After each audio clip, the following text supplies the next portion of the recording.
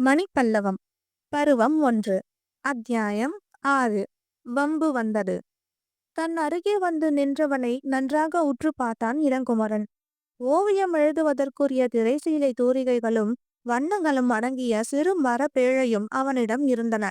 அவன் இளவயதினன்தான். கலை அறிவுள்ளவர்களின் முகத்துக்கு அந்த பயிற்சியால் வரும் அழகு சாயல் தவிர இயல்பாகவேயும் அழகனாக இருந்தான் அவன்.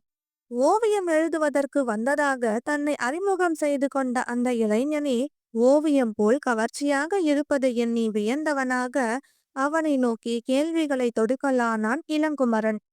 உன் பெயர் என்னவென்று நான் அறியலாமா தம்பி? ஐயா, இந்த ஏழை ஓவியனை மணிமார்பன் என்று அழைப்பார்கள். உன் மார்பில் அப்படி ஒன்றும் மணிகளை காணவில்லையே அப்பனே. இளங்குமரன் குறும்பு நகையுடன் இப்படி கேட்டபோது அந்த இளம் ஓவியன் சிறிது நாணமடைந்தது போல் தலை குனிந்தான். பின்பு மெல்ல சொல்லலானான். ஐயா, நீங்கள் மனம் வைத்தால் இந்த ஏழையனுடைய மார்பிலும் மணிகள் ஒளிர செய்ய முடியும். இதை கேட்ட இளங்குமரன் அலட்சியமாக சிரித்தான். என்னை பற்றி தப்பு கணக்கு போடுகிறாய் தம்பி. பட்டினப்பாக்கத்தில் எவரோ பெருஞ்செல்வரின் மகன் என்றோ வேறு விதமான பெரிய இடத்து பிள்ளை என்றோ என்னை பற்றி நினைத்து கொண்டிருந்தால் இந்த கணமே அந்த நினைவை விட்டுவிடு மணிமார்பா. என் சித்திரத்தை நன்றாக எழுதி காண்பித்தால் அதை வாய் நிறைய புகழ்வதைத் தவிர வேறு எந்த பரிசும் தர முடியாதவன் நான். நீங்கள் பரிசு ஒன்றும் எனக்கு தர வேண்டியதில்லை ஐயா. உங்கள் படத்தை நான் வரைந்து போய் கொடுத்தாலே எனக்கு உடனே கனகாபிஷேகம் செய்துவிட காத்திருக்கிறவர்கள் இந்த கூட்டத்தில் இருக்கிறார்களே. இப்படி கூறிவிட்டு நளினமானதொரு மென்னகை இதழ்களில் இழையோட இளங்குமரன் முகத்தை ஏறிட்டு பார்த்தான் மணிமார்பன். இதை கேள்வியுற்ற இளங்குமரனுக்கு திகைப்பும் வியப்பும் ஒருங்கே உண்டாயின.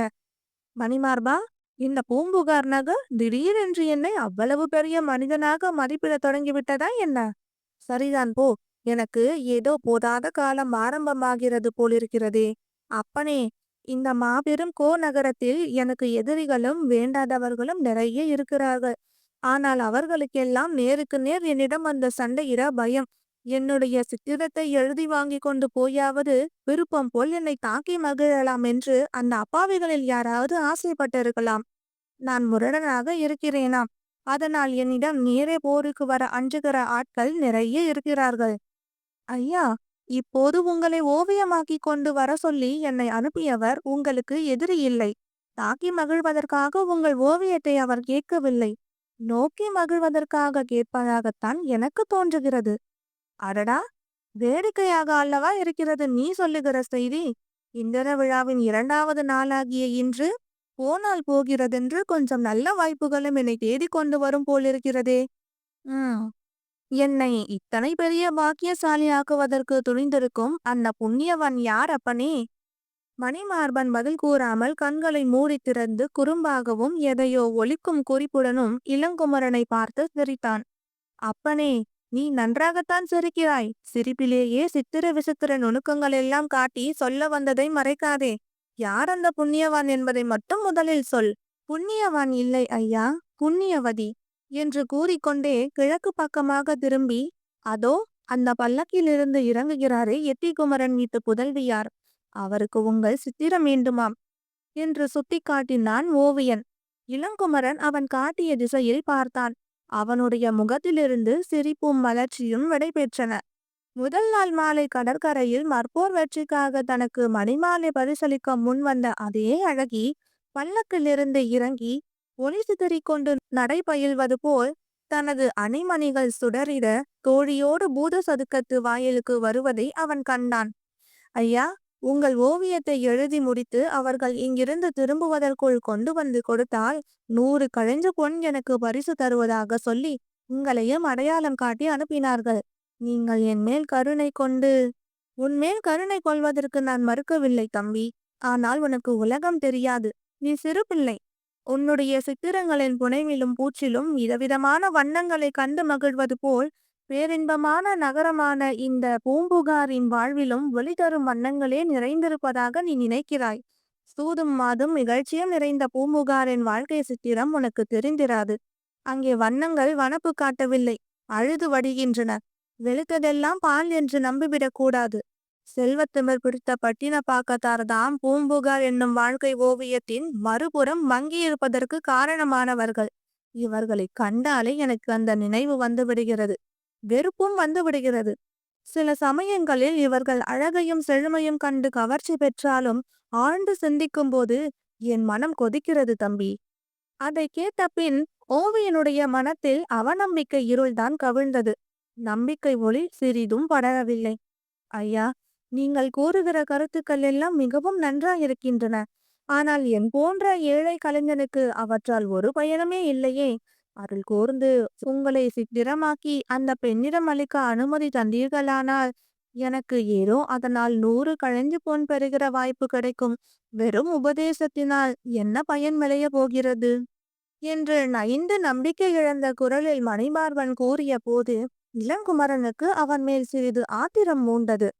என் முன்னால் நின்று கொண்டே என்னை நோக்கி வெறும் உபதேசத்தால் என்ன பயன் விளைய போகிறது என்று கேட்கிறானே இந்த இளைஞன்.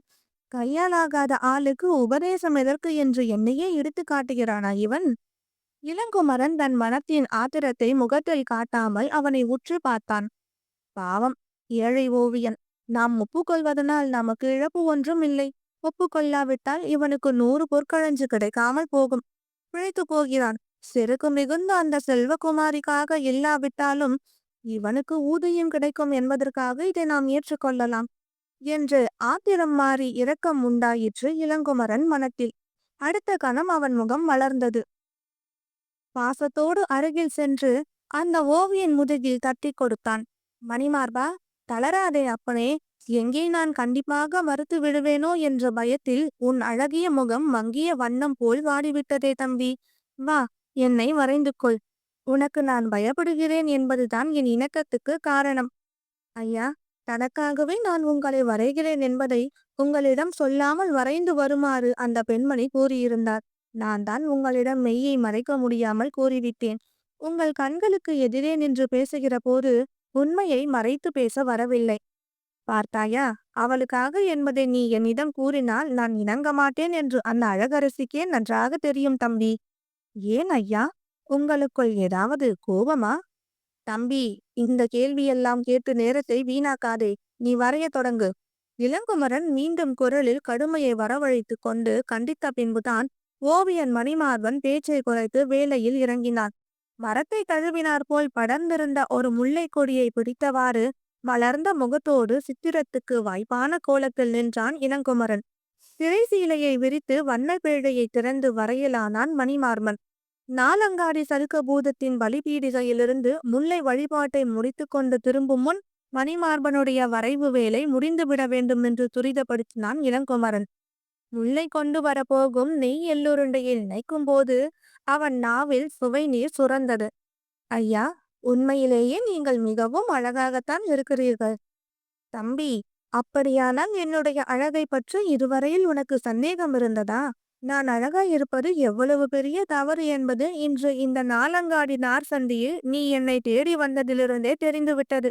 அழகாய் இருப்பதை பற்றி நீயும் நானும் நினைத்து பார்க்க நேரமேது? பொன்னிலும் யானை தந்தத்திலும் யவனபாடியிலுள்ள சிற்பிகள் எவ்வளவோ அழகான சிலைகள் செய்கிறார்களே, அவற்றையெல்லாம் விலைக்கு வாங்கி செல்கிறவர்கள் பட்டினப்பாக்கத்து செல்வர்கள்தாம். அதேபோல் அழகாயிருக்கிற ஆட்களையும் அன்பு என்ற விலைக்கு வாங்கிவிட துடிக்கிறார்கள் அவர்கள். நீங்கள் அதைவிட பெரிய விலை ஏதேனும் எதிர்பார்க்கிறீர்களோ?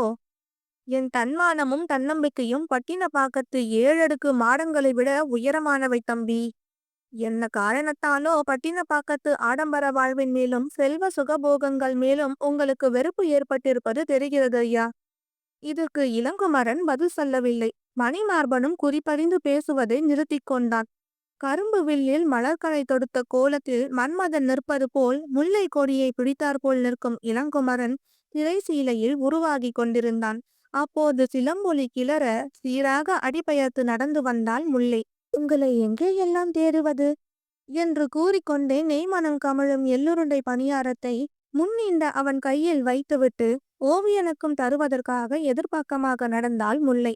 பணியாரத்தை வாயிலிடுவதற்காக மேலெழுந்த இளங்குமரனின் வலக்கரம் பின்னால் இருந்த வேறொரு முரட்டு கரத்தால் தட்டிவிடப்பட்டது. எள்ளுருண்டைகள் அந்தரத்தில் பறந்தன. அடக்க முடியாத சினத்தோடு அழற்சி பொங்கும் விழிகளை பின்புறமாக திருப்பினான் இளங்குமரன். அங்கே அன்றைய கணக்குக்கு அவனை தேடி வரவேண்டிய வம்பு வந்திருந்தது. தனியாக வரவில்லை. பயங்கரமாக கச்சு கத்திக்கொண்டு வந்திருந்தது. அவனது புயங்களின் தசை திரண்டது. அத்தியாயம் 6 நிறைவுற்றது. நன்றி.